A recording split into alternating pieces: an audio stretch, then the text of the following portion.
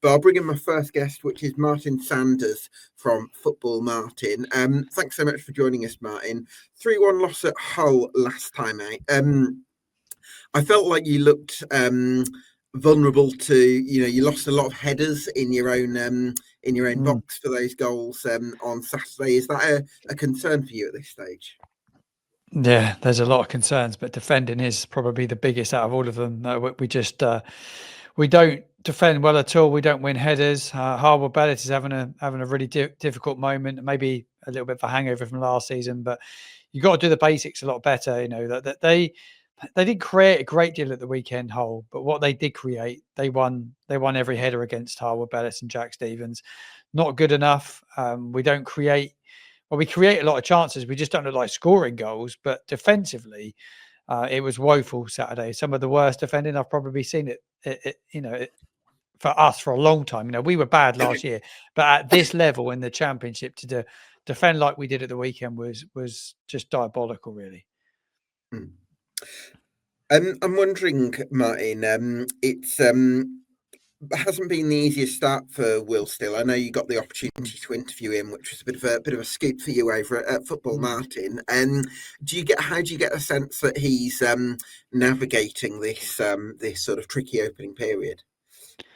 Yeah, I worry for him a little bit because I think he's young, and the expectation in our fan base is very high. Probably, I think we were all a little bit too confident going into it. Really, I think we will have to remember we only won 2 games last year when he picked up the 12 points, and we were terrible. And we still got a lot of those players left in the building. They're not being able. You're going to take probably another 3 transfer windows to turn the squad, and he's young, and a lot of people said you want to bring in an experienced manager that knows the division, that can deal with this situation, because it is it's a rare situation to go down as one of the worst teams ever and bounce back. It's not been done, has it yet? Because you look at what Derby did. They went down and it destroyed them for a long time. They were always remembered for that terrible season in the Premier League, and it was like, how are we going to recover?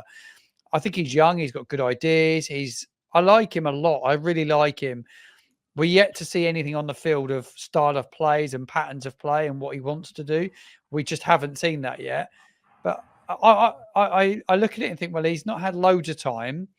We've only had 6 league games. We did all our business late in the transfer windows. It was a late turn of bringing players into the squad. Lost a lot of good players in terms of Dibbling and Fernandez.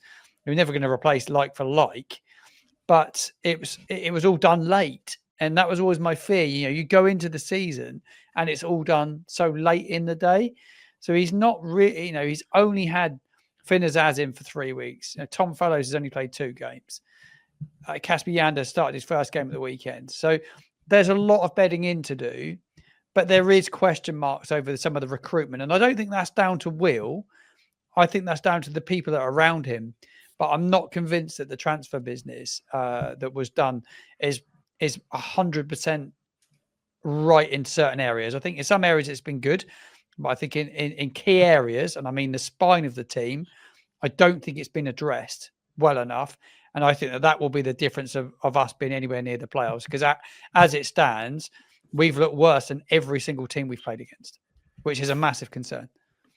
You play us soon, Martin, so I won't worry about it for too much longer in terms of how that kicks on. But I think that squad building for me is a really interesting part of this, particularly, the defensive struggles that we're talking about so far. Obviously, Bazunu being the number 1, I think, has struggled maybe at this level previously, where we've seen him making that step up and him coming in. And then also have to ask about Ronnie Edwards and his obviously continuing absence from being anywhere near the team at the moment in terms of not getting on the bench. Some rumours he would be leaving towards the end of the transfer window.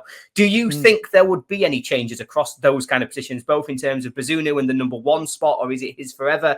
And then in terms of that centre-half, do you see any route back for somebody like Ronnie Edwards to be able to step into this team? Because obviously we've seen him do it so recently at Championship level, and he was fantastic, one of the best players in the division in terms of that sort of centre-half strength last season.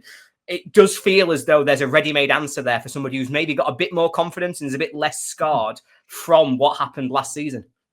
I think there's a few players that kind of come into that category. Regards to Bazunu, I looked at his stats this morning. He's conceded more goals this season, 9, than he's made saves, 8. A lot of what goes at him goes in. He needs to be better.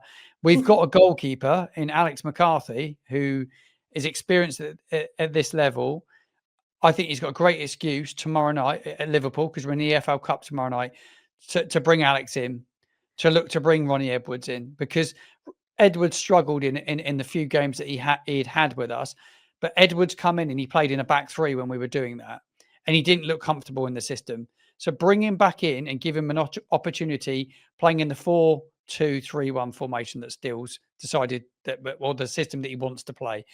I think Adam Armstrong, as a player at this level, is proven to score goals. He's not started. I don't think he started a league game yet since early part of the season.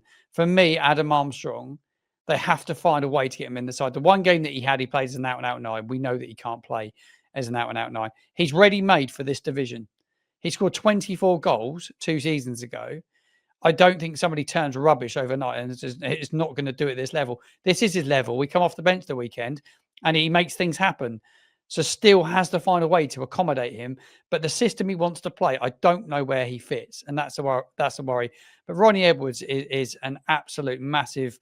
you've got to bring him in and give him a chance now.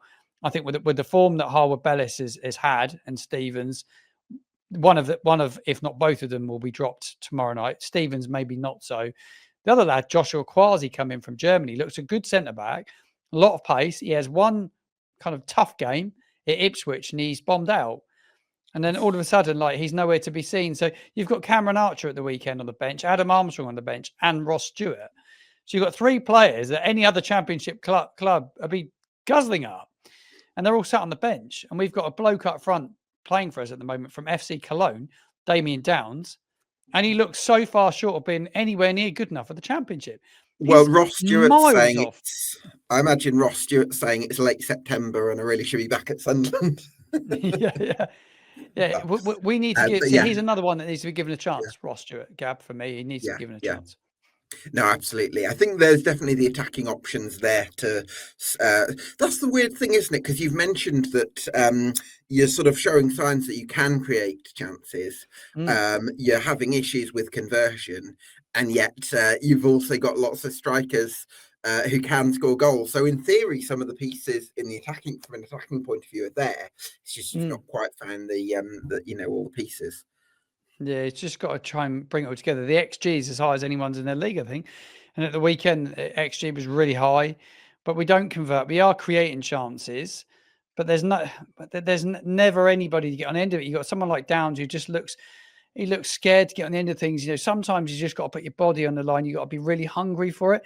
I fear that we don't really have the striker that he needs to go and score goals. I think Stewart's his last chance to try and play if he wants to go down this route of getting balls in the box. They bought fellows, Leo Senza, wingers that want to get wide and get crosses in. You've played him, so like you're going to have to try and find somebody to get on the end of it. If it's not going to work, you're going to have to look at another way of playing, because at the moment, whatever he's trying to do, just it isn't working. Just nothing's working. Like I can't express of how bad it is at this moment in time in terms of like the fan base are really fragile. Like I'm really fragile.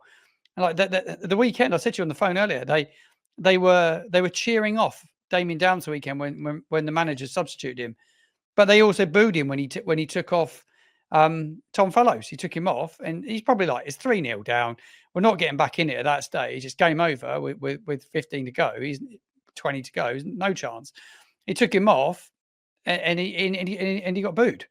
So a lot of people really, really hating on the manager, really, really gathering pace at this moment in time. And I just don't like the look of the fixtures, Gab, in the next couple of weeks. Ollie knows that we got them in a week's time, but not a game that I'm relishing whatsoever, because they will get a new manager bounce, no doubt. And this weekend it's Borough. Liverpool tomorrow, Borough, Sheffield United, and then Derby away. Sheffield United and Derby both away from home. So Borough's the only home league game before the international break, and you get the leaders. So I don't see that. I don't see where the win comes from at the moment. We shall see. Martin, thanks so much for having you on the podcast, going on the podcast, and look forward to catching up. Hopefully, when things have picked up for you. Yeah, and I'll catch up with Ollie next week, no doubt, before the Sheffield United game.